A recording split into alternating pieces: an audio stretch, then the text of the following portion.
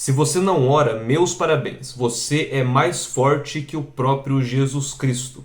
A paz do Senhor, eu sou o Gaba e nesse vídeo eu quero falar sobre oração, tendo como base a vida de oração de Jesus Cristo. E sim, Jesus era um homem que gostava muito de orar. Se você avalia o Evangelho de Lucas, você vê que por diversas vezes ele se retira e vai orar. Geralmente ele orava em cima de um monte, e isso dizia muito sobre a sua divindade. Porque, veja bem, por diversas vezes no Antigo Testamento, na maior parte das vezes, Deus se revelava em cima de um monte. Quando Moisés orava, ele ia para cima do monte. Quando Elias mandou fogo nos profetas de Baal, ele fez isso estando em cima de um monte. Depois dos eventos complicados de Juízes 19, você vê o povo indo orar em cima do monte Gilgal. O profeta Samuel se despede com direito à manifestação do poder de Deus em cima desse monte Gilgal. Então Deus se revela no monte. E sabendo disso, fica fácil entender por que o sermão do monte é pregado em cima do monte. Porque Jesus é Deus, está em cima do monte. E o fato dele estar em cima do monte revela quem ele é. É o próprio Cristo proclamando a verdade sobre si mesmo durante o primeiro sermão dele. Então, quando você vê Jesus orando em cima do monte, entenda, você está vendo Jesus em seu habitat natural, porque ele é Deus. E Deus se revelava no monte. Abro parêntese, não quer dizer que a oração no monte é mais eficaz que a oração que você faz no seu quarto, no pé da cama. Só estou passando uma curiosidade mesmo. O ponto em questão é, Jesus era um homem de oração e ele ensinou sobre oração. Lucas 11, do verso 1 até o 11, nós temos uma grande lição sobre o que é orar de fato. Certo dia, Jesus estava orando em determinado lugar. Tendo terminado, um dos seus discípulos lhe disse: Senhor, ensina-nos a orar, como João ensinou os discípulos dele. Eu já disse, não é um ponto em comum ver Jesus orando no Evangelho de Lucas, mas esse momento aqui é um tanto quanto peculiar, porque até aqui os discípulos já viram Jesus andar sobre as águas, multiplicar pães e peixes, ressuscitar mortos, já viram Jesus curar leprosos, expulsar demônios, mas ninguém perguntou como é que faz essas coisas. Não tem relato de ninguém perguntando: Jesus, como é que expulsa demônios? Como é que anda sobre as águas? E aí, como é que cura leproso? Não. Mas você tem registro, sim, de discípulos perguntando a Jesus como é que faz para orar.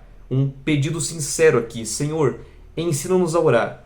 Como João Batista no caso, ensinou os discípulos dele. E o texto segue, e lhes disse: Quando vocês orarem, digam: Pai, santificado seja teu nome. Venha o teu reino. Dá-nos cada dia nosso pão cotidiano. Perdoa-nos nossos pecados, pois também perdoamos a todos que nos devem, e não nos deixe cair em tentação.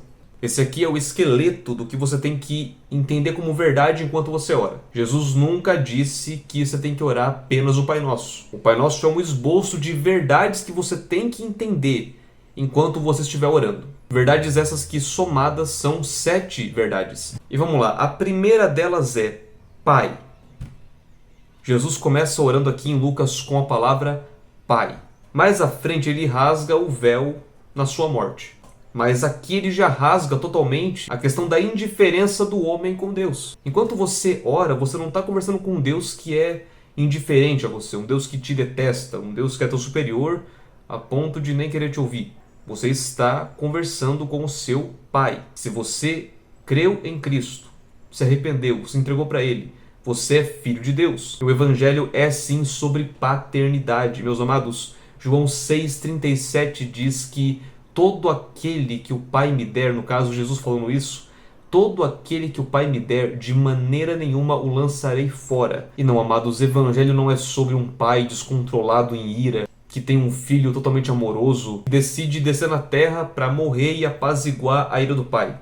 Não. O Evangelho, como revela o texto aqui citado, é sobre um pai que está à procura de filhos para adotar. E esse pai vai atrás de filhos e se revela através do nosso irmão mais velho, que é Jesus Cristo. Então, primeira coisa, você está conversando com o seu pai enquanto você ora.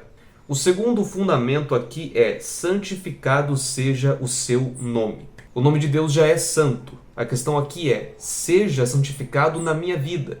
Mostre através de mim que o Senhor é santo. Terceira verdade é: venha o teu reino, porque Deus deve comandar a nossa vida. Oração é sujeição à vontade de Deus. E quando nós oramos, quando pedimos alguma coisa para Deus, nós estamos, querendo ou não, dizendo a Ele para tomar a frente na nossa vida.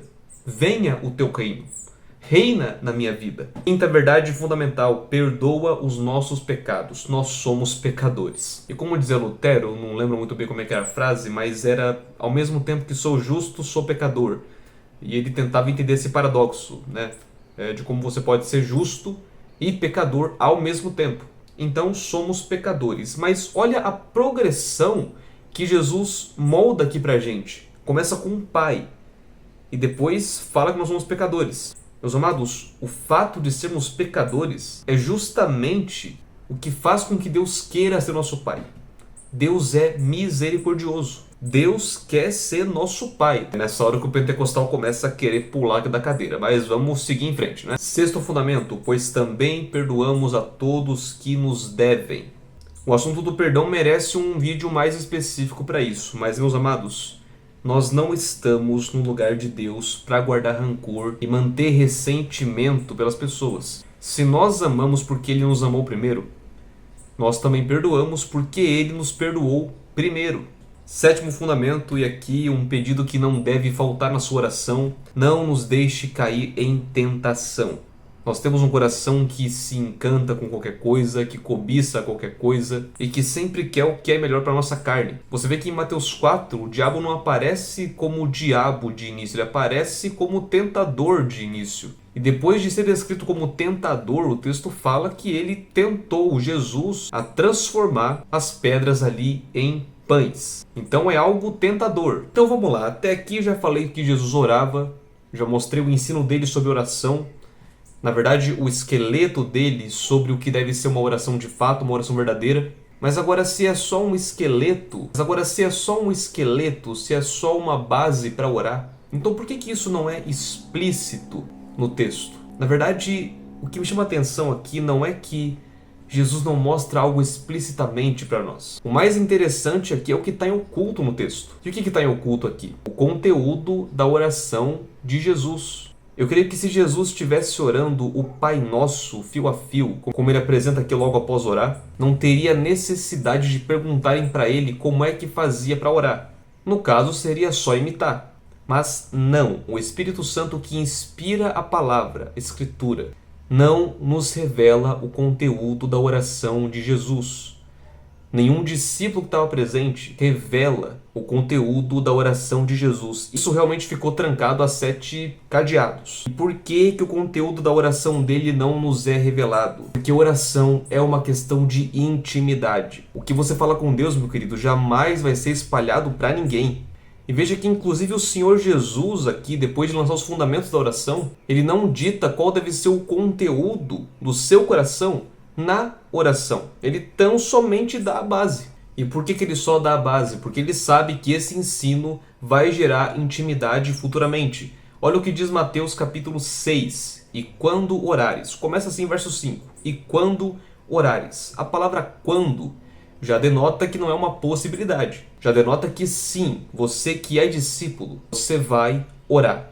Quando orares. Não sejas como os hipócritas, pois se comprazem orar em pé nas sinagogas e às esquinas das ruas para serem vistos pelos homens. Em verdade vos digo que já receberam o seu galardão. Mas tu, quando orares, entra no teu aposento e, fechando a tua porta, ora a teu pai que está em secreto, e teu pai que vem em secreto te recompensará publicamente. Oração é sobre intimidade. Comprovando o argumento aqui de que não é uma regra você orar o Pai Nosso sistematicamente todo dia, do jeito que está ali. O verso 7 diz: E orando não usei de vãs repetições, como os gentios que pensam que por muito falarem serão ouvidos. Meus amados, de uma coisa eu estou certo: você precisa orar. O Senhor quer que nós oremos. Maravilha, Gaba, mas por onde que eu começo? Começa fazendo o que Jesus fez logo no versículo 1 de Lucas 11. Certo dia estava orando em determinado lugar. Determinado lugar, em um lugar determinado.